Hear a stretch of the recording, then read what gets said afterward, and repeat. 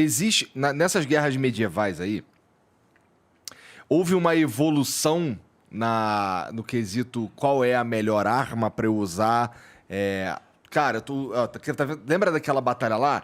Puta, irmão, aquela batalha lá, a espada X aí não foi maneiro, a armadura Y aí, putz, pesou pra caralho, não sei o quê. Vamos usar umas lanças agora, vamos usar, sei lá, um machado, vamos usar qualquer porra.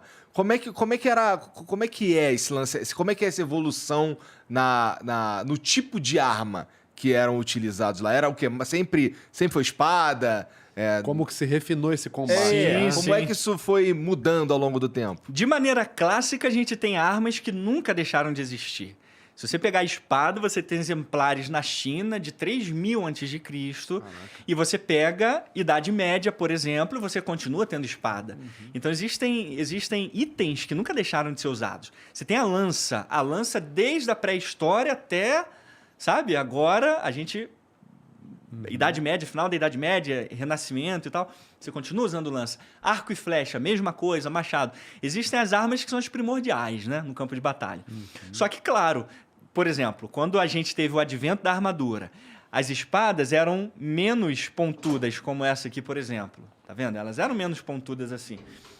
Só que aí, como é que você lida com uma armadura de placa se você tem uma espada assim? Você vai atravessar como? Frestas pequenas. Você não consegue. E você vai cortar uma armadura de placa? De jeito nenhum. A armadura de placa, ela foi a melhor defesa até a gente inventar arma de fogo? Estado da arte. É? A armadura em relação à defesa, né? Tá. Em relação à defesa, a armadura de placa foi o estado da arte. E qual que era a falha dela? Onde é que ela falhava? Então, um primeiro ponto primordial é manufatura. Você era um armeiro. Você tinha uma qualidade de forja. Eu era um armeiro, eu tinha outra qualidade de forja. Nossa, eu tinha à minha disposição um tipo de ferro e eu fundia esse ferro, misturava esse ferro com carvão. E aí eu passei a criar o aço, que é principalmente na Idade Média, o aço era assim, porque o aço não existe na natureza o aço puro. Né? O aço é uma mistura de ferro, ferro com carbono, e geralmente carvão era o mais usado.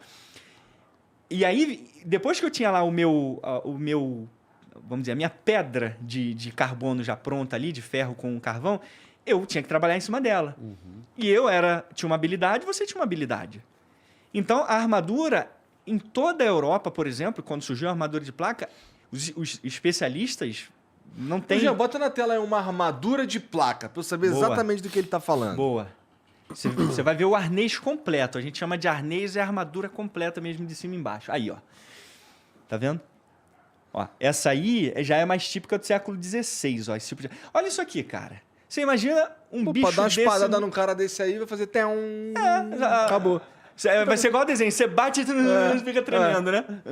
Então, isso é uma armadura de placa ao longo da Idade Média e até o Renascimento, século XVI. Isso tudo pesava 30 quilos, mais ou menos? 30 quilos, cara. Porque ela não era grossa. Pesa ainda, viu? Ainda hoje, o set completo, o arnês completo é de 25 a 30 quilos. Tá vendo aí? A menos que se você esteja usando titânio, aí vai ser 18, 20 quilos.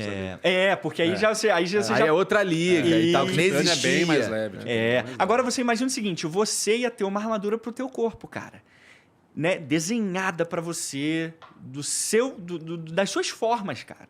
Então nunca, mesmo se a gente tivesse a mesma altura e o mesmo corpo aproximadamente, nunca a tua armadura ia dar em mim. É que nem essa porra não entrou na minha cabeça, né? Porra, cara, é armadura caixa d'água. Caixa d'água. Entendeu, cara? Então... A minha ia gastar aço pra caralho fazer meu capacete. Tem que ser nobre, cara. Tem que ser bem nobre. Tá. Então tinha isso. Você fazia a armadura no seu estilo e ela era fina.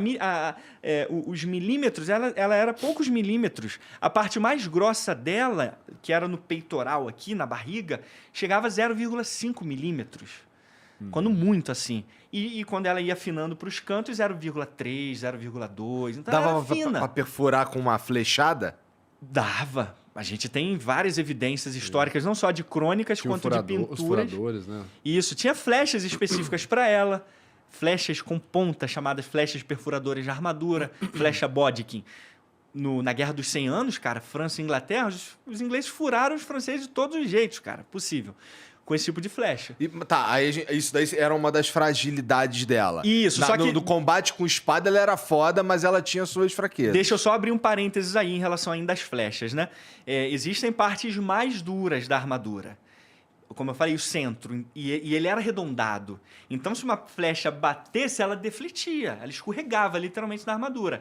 Agora, se ela batesse em partes mais quadradas, ela batia e ficava. Então, depende de onde encostava. E também, de novo, volta no lance da qualidade. Depende da qualidade da armadura, do metal usado, do artesão. Então, tudo isso influenciava.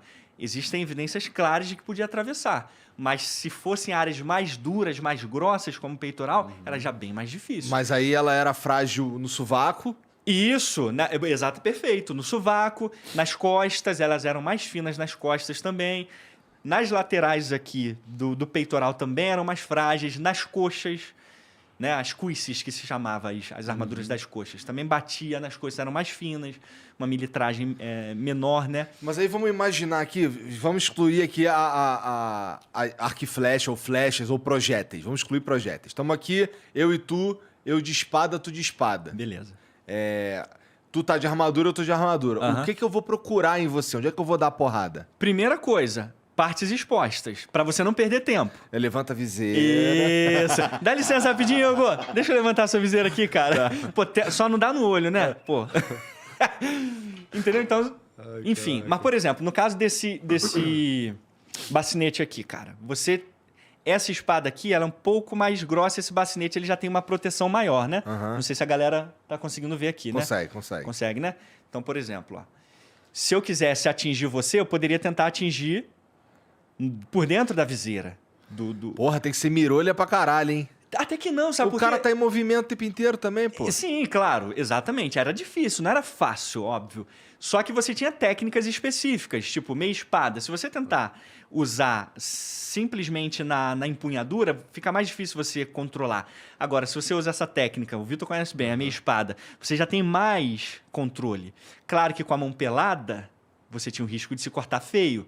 Então você usava a manopla, uma luva de couro. Aí você podia com tranquilidade, sabe? Tentar... Sim, você entrou aqui no binding junto no duelo, faz a meta espada. Isso. Exatamente. Você tá bem perto do rosto do cara. Entrar mais ou menos aqui, ó. A espada é a sua, tira a sua, ó, tá no seu olho. E aí morri. Game Em over, teoria, entendeu? sim. Então você atingia várias partes. E o sovaco ficava exposto. Só que o sovaco, cara, depois no século XV, passou a ter o rondel, que era uma proteçãozinha, entendeu? Se chama em francês besadil.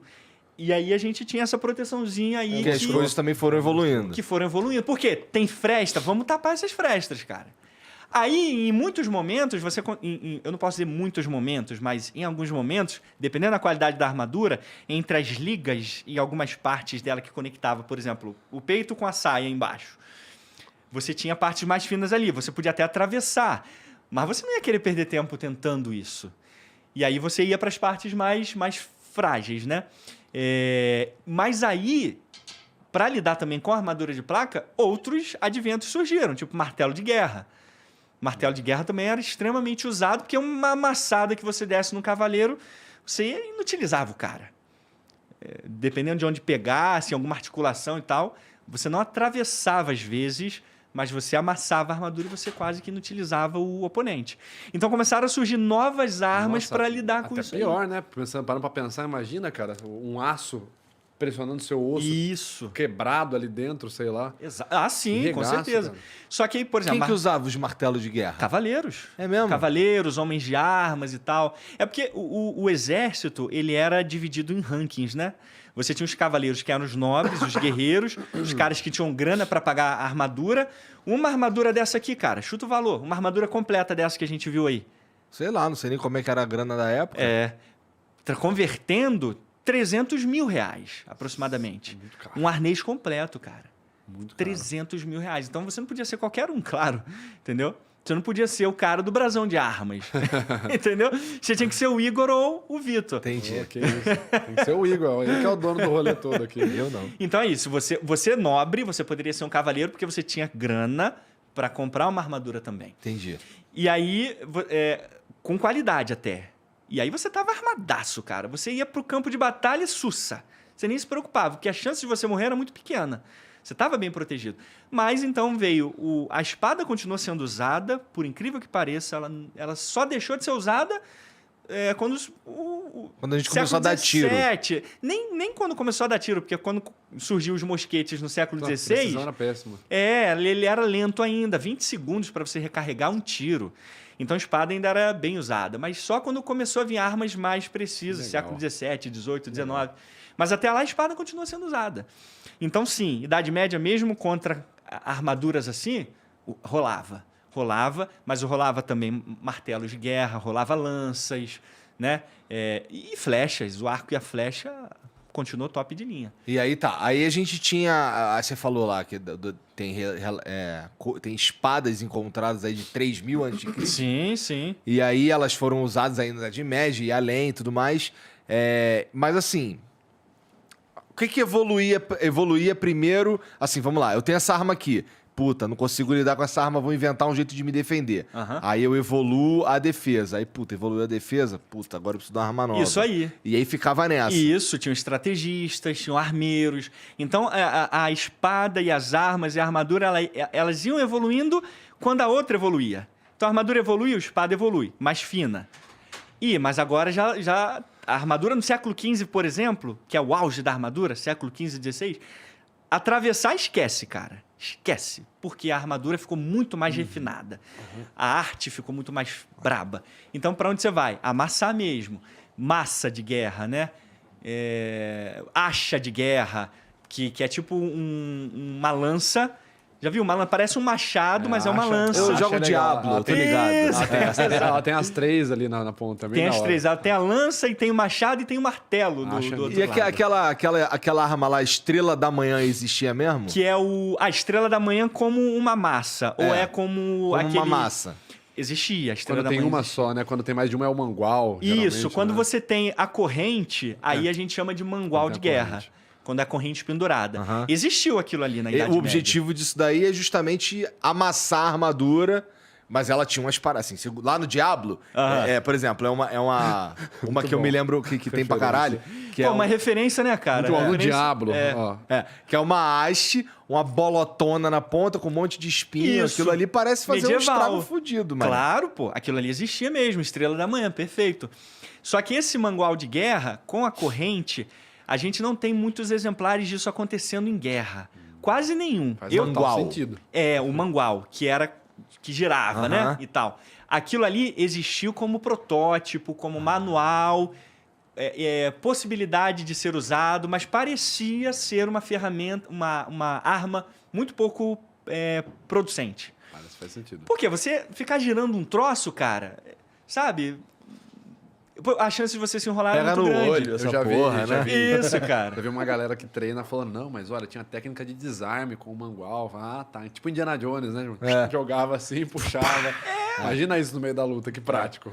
Mas o porrete com a bolona na ponta parece prático. Isso, totalmente prático, cara. Aquilo ali, porque ela era feita, a Estrela da Manhã era feita para perfurar mesmo, cara. Não só para amassar, ela amassava e perfurava.